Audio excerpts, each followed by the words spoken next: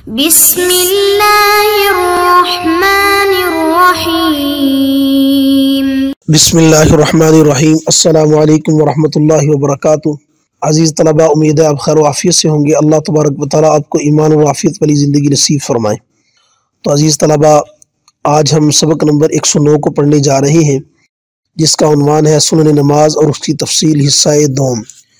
سنن نماز اور اس کی تفصیل حصہ دوم یعنی نماز کی سنتیں۔ نماز کی سنتیں۔ تو عزیز طلباء، آپ کو یاد ہوگا کہ پچھلے سبق کے اندر ہم 5 سنتوں کو پڑھ چکے ہیں، جن میں سے پہلی سنت تکبیر تحریمہ کے وقت دونوں ہاتھوں کا اٹھانا، دوسری سنت ثنا، تعوذ، تسمیہ اور آمین کا آہستہ کہنا، اور تیسری سنت ہاتھ باندھتے وقت دایاں ہاتھ بائیں ہاتھ پر رکھنا، اور چوتھی سنت رکوع جاتے ہوئے تکبیر کہنا، اور 5ویں سنت حالت رکوع میں سبحان ربی العظیم کا 3 مرتبہ یا 5 مرتبہ یا 7 مرتبہ پڑھنا۔ تو آج ہم پڑھیں گے بقیہ سنتوں کا بیان۔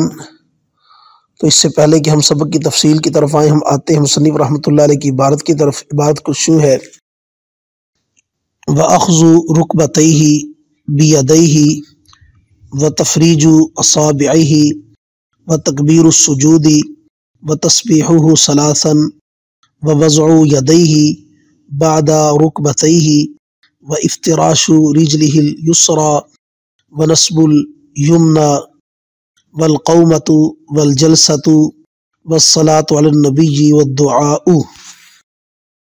یہ تھا عبارت۔ ترجمہ اور سنن نماز میں سے ہے پکڑنا گھٹنوں کو اپنے دونوں ہاتھوں سے اور انگلیوں کو کھلا رکھنا، سجدے کے لیے تکبیر کہنا اور اس کی تسبیح 3 بار کہنا، زمین پر رکھنا دونوں ہاتھوں کو دونوں گھٹنوں کے بعد، بچھانا بائیں پاؤں کو اور کھڑا رکھنا دائیں کو، اور رکوع سے کھڑا ہونا اور دونوں سجدوں کے درمیان بیٹھنا، اور درود پڑھنا پیغمبر صلی اللہ علیہ وسلم پر، اور دعا کا پڑھنا۔ تو عزیز طلباء، یہ تھا عبارت اور ترجمہ۔ اب آتے ہیں سبق کی تفصیل کی طرف۔ تو آج کے سبق کے اندر ہم پڑھیں گے رکوع میں دونوں گھٹنوں کو دونوں ہاتھوں سے پکڑنا، نمبر 2 سجدے جاتے وقت تکبیر کا کہنا، نمبر 3 سجدہ میں جاتے وقت گھٹنے پہلے اور دونوں ہاتھوں کا بعد میں لگانا، سجدہ میں جاتے وقت پہلے دونوں گھٹنوں کا لگانا، اور نمبر 4 حالت سجدہ میں 7 اعضاء کا زمین پر رکھنا، اور امام شافعی اور امام ظفر رحمۃ اللہ علیہ کا مذہب اور تفصیل۔ نمبر 5 حالت قعود میں بائیں پاؤں کو بچھانا اور دائیں کو کھڑا کرنا۔ نمبر 6 تورک اور امام شافعی، امام احمد اور امام مالک رحمۃ اللہ علیہ کا مذہب۔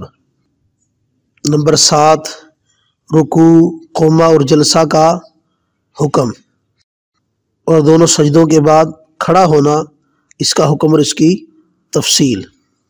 نمبر 8 قومہ، جلسہ اور امام شافعی اور امام ابو یوسف رحمۃ اللہ علیہ کا مذہب۔ تو یہ تھا ہمارا آج کا سبق۔ تب ہم آتے ہیں اپنی پہلی بات کی طرف، یعنی وَأَخْذُ رُكْبَتَيْهِ بِيَدَيْهِ، کہ سنن نماز میں سے چھٹی سنت رکوع میں دونوں گھٹنوں کو دونوں ہاتھوں سے پکڑنا۔ رکوع میں دونوں گھٹنوں کا دونوں ہاتھوں سے پکڑنا یہ سنن نماز میں سے ہے۔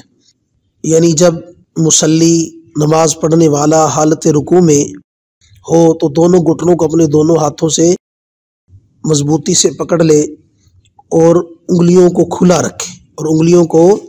کھلا رکھے۔ دلیل ان رسول اللہ صلی اللہ علیہ وسلم رکع فوضع یدیہ علی رکبتیہ کأنہ قابض علیہما، یعنی جناب رسول اللہ صلی اللہ علیہ وسلم نے رکوع فرمایا اور ہاتھوں کو گھٹنوں پر اس طرح رکھا جیسا کہ انہیں پکڑے ہوئے ہوں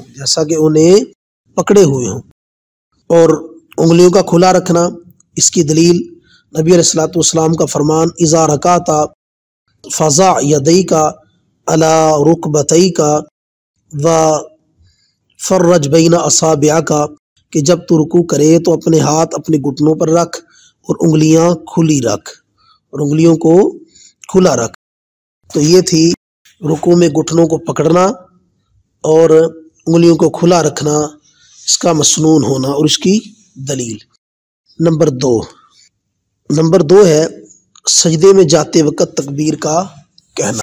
تو تفصیل اس کی یہ ہے کہ سنتوں میں سے 7ویں سنت وہ ہے سجدے کے لیے جاتے ہوئے تکبیر کا کہنا، جس کو مصنف رحمۃ اللہ علیہ نے وہ تکبیر السجودی سے بیان فرمایا ہے کہ سنن نماز میں سے 7ویں سنت یہ ہے کہ سجدہ کے لیے جاتے ہوئے تکبیر کہے۔ دلیل حضرت ابن مسعود رضی اللہ عنہ سے مروی ہے کہ ان نبی صلی اللہ علیہ وسلم کان یکبر عند کل رفع وخفض وقیام ورکوع، کہ نبی صلی اللہ علیہ وسلم جھکتے یا اٹھتے، کھڑے ہوتے یا بیٹھتے تو تکبیر کہتے، اللہ اکبر کہتے۔ اور سجدہ میں 3 مرتبہ سبحان ربی الاعلیٰ کہنا بھی سنت ہے، اور یہ کامل سنت کا ادنا درجہ ہے، جس کی تفصیل پیچھے گزر چکی ہے۔ اس کی دلیل نبی علیہ الصلوۃ والسلام کا فرمان وَإِذَا سَجَدَ أَحَدُكُمْ فَلْيَقُلْ فِي سُجُودِهِ سُبْحَانَ رَبِّيَ الْأَعْلَى ثَلَاثًا وَذَلِكَ أَدْنَاهُ، یعنی جب تم میں سے کوئی سجدہ کرے تو اپنے سجدہ میں 3 مرتبہ سبحان ربی الاعلیٰ کہے، اور یہ اس کا ادنا درجہ ہے نمبر 3 ہے سجدے میں جاتے وقت گھٹنوں کا پہلے زمین پر لگانا، یہ بھی سنت ہے، جس کو مصنف رحمۃ اللہ علیہ نے وَوَضْعُ يَدَيْهِ بَعْدَ رُكْبَتَيْهِ کے الفاظ سے بیان فرمایا ہے۔ اس کی تفصیل یہ ہے کہ نماز کی سنتوں میں سے، سنن نماز میں سے ایک سنت یہ ہے کہ سجدے میں جاتے ہوئے ہاتھوں سے پہلے زمین پر دونوں گھٹنوں کا رکھنا، یہ بھی مسنون اور سنت ہے۔ امام مالک رحمۃ اللہ علیہ کے نزدیک پہلے ہاتھ رکھنا پھر گھٹنے رکھنا سنت ہے۔ ان کی دلیل نبی علیہ الصلوۃ والسلام کا ارشاد ہے فلا یبرک کما یبرک البعیر، فلا یبرک کما یبرک البعیر، کہ اونٹ کی طرح نہ بیٹھے۔ ان کے نزدیک بروک الابل کا معنی یہ ہے کہ پہلے گھٹنے زمین پر رکھے پھر ہاتھ رکھے، جس سے حدیث شریف میں معانت ہے۔ ہماری دلیل بھی یہی روایت ہے کہ اونٹ پہلے ہاتھ رکھتا ہے پھر پاؤں رکھتا ہے، اسی سے معانت ہے، لہذا پہلے گھٹنے رکھنا مسنون ہے۔ نمبر 4 حالت سجدہ میں کون کون سے اعضاء ایسے ہیں جن کا لگانا ضروری ہے، جن سے سجدے کی ہے تو شکل مکمل ہو جاتی ہے۔ تو تفصیل اس کی ہے کہ امام ظفر امام شافعی رحمۃ اللہ علیہ کے نزدیک حالت سجدہ میں 7 اعضاء زمین پر رکھنا فرض ہے۔ امام ظفر امام شافعی رحمۃ اللہ علیہ کے نزدیک حالت سجدہ میں 7 اعضاء کا زمین پر رکھنا فرض ہے۔ ان کی دلیل حدیث ابن عباس رضی اللہ تعالیٰ عنہ ہے قال امیر النبی صلی اللہ علیہ وسلم ان یسجد علی 7 اعضاء، کہ ابن عباس رضی اللہ تعالیٰ فرماتے ہیں کہ جناب رسول اللہ صلی اللہ علیہ وسلم کو 7 اعضاء پر، کہ رسول اللہ صلی اللہ علیہ وسلم نے 7 اعضاء پر سجدہ کرنے کا حکم دیا، کہ نبی کریم صلی اللہ علیہ وسلم کو 7 اعضاء پر سجدہ کرنے کا حکم دیا گیا۔ اور وہ 7 اعضاء کون سے ہیں؟ وہ 7 اعضاء چہرہ، دونوں ہاتھ، دونوں گھٹنے اور دونوں پاؤں ہیں۔ احناف کی دلیل، احناف کے نزدیک پیشانی اور پاؤں زمین پر رکھنے سے سجدہ متحقق ہو جاتا ہے۔ احناف کے نزدیک پیشانی اور پاؤں زمین پر رکھ دینے سے سجدہ متحقق ہو جاتا ہے۔ جہاں تک حدیث ابن عباس ہے تو اس کے بارے میں احناف کی رائے یہ ہے کہ یہ ندب اور استحباب پر محمول ہے، یعنی 7 اعضاء کا لگانا یہ مستحب ہے، مستحب عمل ہے، لیکن سجدے کا متحقق ہونا وہ پیشانی اور پاؤں کے رکھنے سے مکمل ہو جاتا ہے۔ سجدے میں پیشانی اور پاؤں کا زمین پر رکھنا، تو اس سے سجدہ متحقق عند الحناف ہو جاتا ہے۔ نمبر 5 ہے حالت قعود میں بائیں پاؤں کو بچھانا اور دائیں کو کھڑا کرنا، یہ بھی سنت ہے، جس کو مصنف رحمۃ اللہ علیہ نے وَإِفْتِرَاشُ رِجْلِهِ الْيُسْرَى وَنَصْبُ الْيُمْنَى کے الفاظ سے بیان فرمایا ہے، جس کی تفصیل یہ ہے کہ قعود میں بائیں پاؤں کو بچھانا اور دائیں کو کھڑا کرنا، یعنی قعدے کے اندر بائیں پاؤں کو بچھانا اور دائیں کو کھڑا کرنا یہ سنت ہے۔ دلیل عائشہ رضی اللہ عنہ کی روایت ہے، ان نبی صلی اللہ علیہ وسلم کان اذا قعد فرش رجلہ الیسری وقعد علیہا ونصب رجلہ الیمنی، کہ نبی صلی اللہ علیہ وسلم جب تشہد میں بیٹھتے تو بایاں پاؤں زمین پر بچھا کر اس پر بیٹھ جاتے اور دایاں پاؤں کھڑا کر دیتے فائدہ نمبر 6 ہے فائدہ کہ حالت یہ قعود کے اندر تورک کرنا، اس کا کیا حکم ہے؟ قعدہ میں تورک کرنے کا کیا حکم ہے؟ اس کی تفصیل یہ ہے کہ امام شافعی اور امام احمد رحمۃ اللہ علیہ آخری قعدہ میں، جبکہ امام مالک رحمۃ اللہ علیہ دونوں قعدوں میں تورک کرنے کے قائل ہیں۔ تورک کسے کہتے ہیں؟ تورک کہتے ہیں دونوں پاؤں دائیں طرف نکالے اور سرین کے بل بیٹھ جائے۔ ان حضرات کی دلیل پیغمبر علیہ الصلوۃ والسلام کا عمل ہے کہ جناب رسول اللہ صلی اللہ علیہ وسلم نے تورک فرمایا ہے۔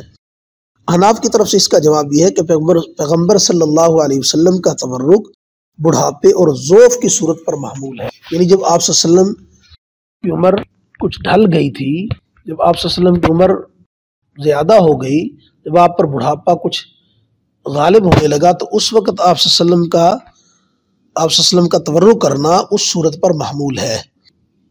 یہ تھا امام شافعی، امام احمد اور امام مالک رحمۃ اللہ علیہ کے مذہب اور ان کی دلیل کا جواب۔ نمبر 7 ہے رکوع اور سجدہ کے درمیان سیدھا کھڑا ہونا۔ رکوع اور سجدہ کے درمیان سیدھا کھڑا ہونا، جس کی تفصیل یہ ہے کہ رکوع اور سجدہ کے درمیان سیدھا کھڑا ہونا یہ سنت ہے، اور دونوں سجدوں کے درمیان سیدھا بیٹھنا بھی سنت ہے، لیکن اس کی کچھ تفصیل یہ ہے کہ قوما اور جلسہ کے بارے میں صحیح قول یہ ہے کہ یہ دونوں واجب ہیں، یعنی رکوع سے سیدھا کھڑا ہونا اس کو قوما کہتے ہیں، تو قوما کرنا سنت نہیں بلکہ واجب ہے، اور دونوں سجدوں کے درمیان بیٹھنا اس کو جلسہ کہتے ہیں، تو جلسہ کرنا بھی سنت نہیں بلکہ واجبات نماز میں سے۔ اس کے دلیل نبی علیہ الصلوۃ والسلام نے ان پر مواظبت بلا ترک فرمائی ہے۔ نبی علیہ الصلوۃ والسلام نے ان پر مواظبت بلا ترک فرمائی ہے، اور مواظبت بلا ترک یہ وجوب کی علامت ہے۔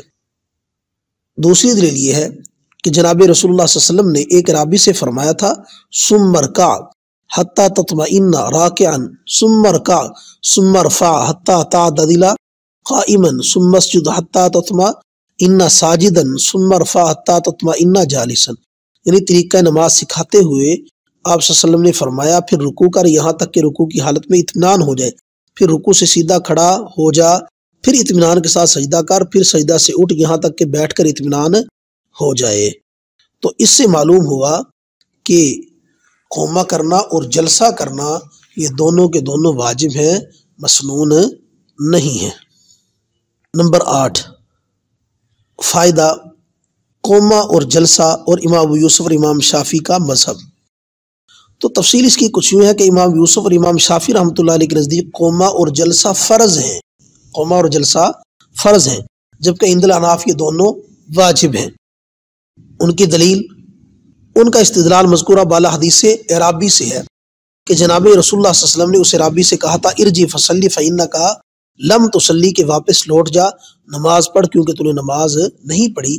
تو حناف کی طرف سے اس کا جواب یہ ہے کہ یہ خبر واحد ہے، خبر واحد سے فرضیت ثابت نہیں ہوتی، ہاں وجوب ثابت ہوتا ہے جس کے ہم بھی قائل ہیں۔ تو عزیز طلبہ یہ تھا ہمارا آج کا سبق، جس کے اندر ہم نے پڑھا رکوع میں دونوں گھٹنوں کو دونوں ہاتھوں سے پکڑنا، سجدے جاتے ہوئے تکبیر کا کہنا، سجدے میں جاتے وقت پہلے دونوں گھٹنوں کا لگانا، حالت سجدہ میں 7 اعضاء کا زمین پر رکھنا اور اس کا حکم اور اس کی تفصیل، حالت قعود میں بائیں پاؤں کو بچھانا اور دائیں کو کھڑا کرنا، تورک کرنا، اور امام شافعی، امام احمد اور امام مالک رحمۃ اللہ علیہ کا مذہب، قوما اور جلسہ کرنا، رکوع اور سجدہ کے درمیان کھڑا ہونا اور اس کا حکم اور اس کی تفصیل، امام ابو یوسف اور امام شافعی رحمۃ اللہ کے مذہب اور ان کی دلیل اور ان کا جواب۔ تو عزیز طلباء، اللہ تبارک و تعالیٰ تفقہ فی الدین نصیب فرمائے، دین کو سمجھ کر اس پر عمل کرنے کی اور اس کی اشاعت کرنے کی توفیق نصیب فرمائے۔ وآخر دعوانا الحمد للہ رب العالمین۔